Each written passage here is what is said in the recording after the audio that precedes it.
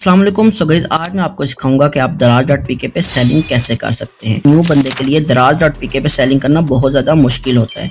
5 साल का एक्सपीरियंस है, इसलिए मैं आपको ये सिखाने जा रहा हूँ कि आप दराज.pk पे सेलिंग कैसे कर सकते हैं। उसके बाद मेरा पेड कोर्स भी है जिसमें मैं आपको लाइव क्लासेस के जरिए भी सिखाता हूँ। अगर आप मेरा पेड कोर्स लेना चाहते हैं तो आप इस नंबर पर राब्ता करें, आपको कोर्स मिल जाएगा। तो गाइस, बेसिकली दराज.pk पे काम शुरू करने से पहले आपको इस चीज़ का कॉन्सेप्ट होना चाहिए कि यार ऑफलाइन काम ज़्यादा ईजी है या फिर ऑनलाइन, और ऑफलाइन और ऑनलाइन काम में डिफरेंस क्या है। ऑनलाइन में भी दराज आ जाता है और साथ शॉपिफाई, तो इन दोनों में डिफरेंस क्या है। एक न्यू सेलर के लिए दराज ज़्यादा बेहतर है या फिर शॉपिफाई। तो सबसे पहले मैं इन चीज़ों पे बात करूंगा और आपको दराज और शॉपिफाई में डिफरेंस बताऊंगा। देन उसके बाद हम दराज के बारे में टोटली A to Z सीखना शुरू करेंगे और साथ साथ मैं शॉपिफाई का भी कोर्स लॉन्च करूंगा। तो अगर आपको शॉपिफाई सीखना है तो आप शॉपिफाई भी मेरे से सीख सकते हैं। तो गाइस, ये मेरे कोर्स का ओवरव्यू होने जा रहा है, जिसमें सबसे पहले मैं आपको बताता चलूं कि एक ऑफलाइन और एक ऑनलाइन काम में सबसे मेन चीज़ जो होती है वो सेटअप कॉस्ट होती है। ठीक है, मींस कि जो हम सेटअप लगा रहे हैं उसमें हमारी कॉस्ट कितनी आएगी। तो अगर ऑफलाइन कॉस्ट में देखें, सेटअप कॉस्ट में, तो हमारा कम से कम 5 से 10 लाख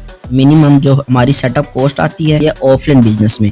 मिसाल के तौर पे अगर आप एक ऑफलाइन बिजनेस शुरू कर रहे हैं, एक शॉप रख रहे हैं आप शर्ट्स की, ठीक है, आप टी शर्ट्स वगैरह की शॉप रख रहे हैं, तो उसमें कम से कम आपको जो 5 से 10 लाख रुपया लगेगा। ठीक है, लेकिन अगर आप वही एक काम स्टार्ट करें ऑनलाइन में तो आपका वो 20,000 से 50,000 में स्टार्ट हो जाएगा। और मैं आपको अपने इस कोर्स में बताऊंगा कि आप जीरो बजट में रह के भी अपना काम कैसे स्टार्ट कर सकते हैं। उसके लिए आप वीडियो देखें प्रॉपर। पहले तो आ गया सेटअप कोर्स। तो सेकंड चीज जो आ जाती है वो फिजिकल स्पेस आ जाता है। ठीक, ऑनलाइन फील्ड पे आए तो उसमें हमें क्या होता है कि अगर हम अपने बेडरूम में बैठे हैं तो हम इजीली अपना काम शुरू कर सकते हैं, लेकिन उसके लिए जरूरी होता है कि लैपटॉप या मोबाइल हमारे पास अवेलेबल हो। ठीक है, अच्छा, थर्ड चीज जो आ जाती है वो ऑपरेशनल कॉस्ट आ जाती है। ऑपरेशनल कॉस्ट वो होती है मतलब जो हम अपने कारोबार में चीजें यूज करेंगे। मिसाल के तौर पे अगर हम एक ऑफलाइन कारोबार शुरू कर रहे हैं उसमें हमें काफ़ी चीज़ें चाहिए होती हैं। हमें काउंटर वगैरह बनवाने, वहाँ पे रखने, उसके बाद हमें चीज़ें चाहिए होती हैं, कैलकुलेटर वगैरह चाहिए होते हैं। ठीक है, काफ़ी चीज़ें इक्विपमेंट्स होती हैं, पीसीज वगैरह चाहिए होते हैं। ठीक है, वो रखेंगे उससे, तो ये चीज़ें हमें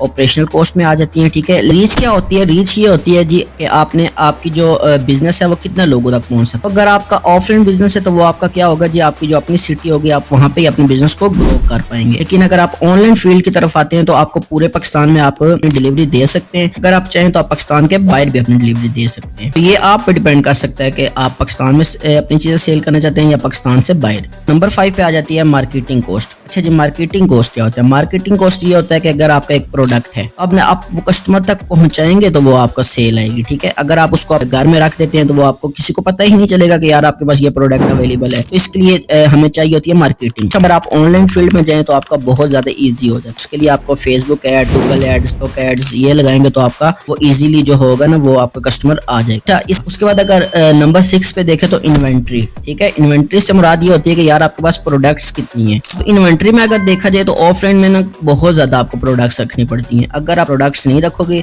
आपकी शॉप जो है वो खाली होगी तो आपका कोई कस्टमर भी नहीं है। मेन चीज इन्वेंट्री में ये होती है कि यार आपने अपनी शॉप को फुल भरना है। ठीक है, कस्टमर आए या ना आए, अगर आपका शॉप का सेटअप सही नहीं होगा, अगर आपकी शॉप सही से भरी नहीं होगी तो आपका कस्टमर नहीं आएगा। तो ये एक चीज मेन जो डिसएडवांटेज है वो ऑफलाइन का होता है। मीन आपने ना 5 से 10 लाख हर हाल में लगाना है। अगर आपकी शॉप खाली होगी तो आपका कस्टमर नहीं आएगा। तो इसलिए मैंने लिखा है 1000 प्लस, और ये जरूरी होते हैं। ठीक, उसके बाद अगर ऑनलाइन देखा जाए तो आप जीरो प्रोडक्ट्स, मीन आपके पास प्रोडक्ट्स ना भी हो, आप क्या कर सकते हैं, लोगों के प्रोडक्ट्स कॉपी करें। ठीक है, उसके बाद आपके पास प्रोडक्ट्स नहीं है, आप सिर्फ प्रोडक्ट्स को ऑनलाइन करें। आप अपनी जो कॉस्ट है वो मार्केटिंग में लगाएं, देन उसके बाद ऑर्डर आ जाए, देन उसके बाद आपने उसके ऊपर पैसा लगाना है और आप अपना प्रोडक्ट ला सकते। ये एक बहुत बड़ा फायदा है। नंबर 7 पे आ जाती है जी टाइमिंग। अच्छा, टाइमिंग क्या होती है कि अगर आप एक ऑफलाइन बिजनेस कर रहे हैं तो आपको क्या होगा कि सुबह 8 से रात 10 तक काम करेंगे। बनिस्बत हम ऑनलाइन में जाएं तो आप 24 आवर्स अवेलेबल हो सकते हैं। उसके बाद नंबर 8 पे आ जाते हैं जी स्टाफ। अच्छा, स्टाफ क्या होता है? मींस ऑफलाइन काम आप शुरू करें तो उसके बीच में आपको स्टाफ की जरूरत पड़ेगी। 3 to 4 पर्सन जो होंगे कम से कम वो आपकी शॉप को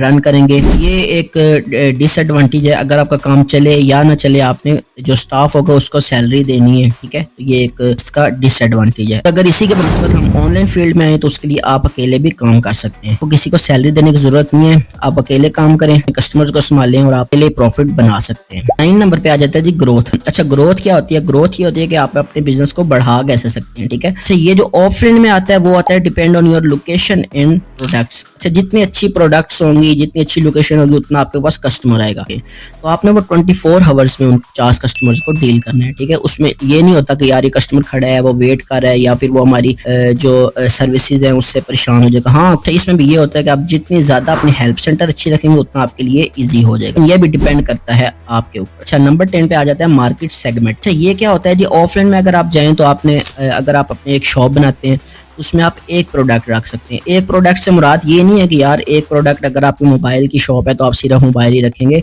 उसमें आप डिफरेंट मोबाइल्स रख सकते हैं। लेकिन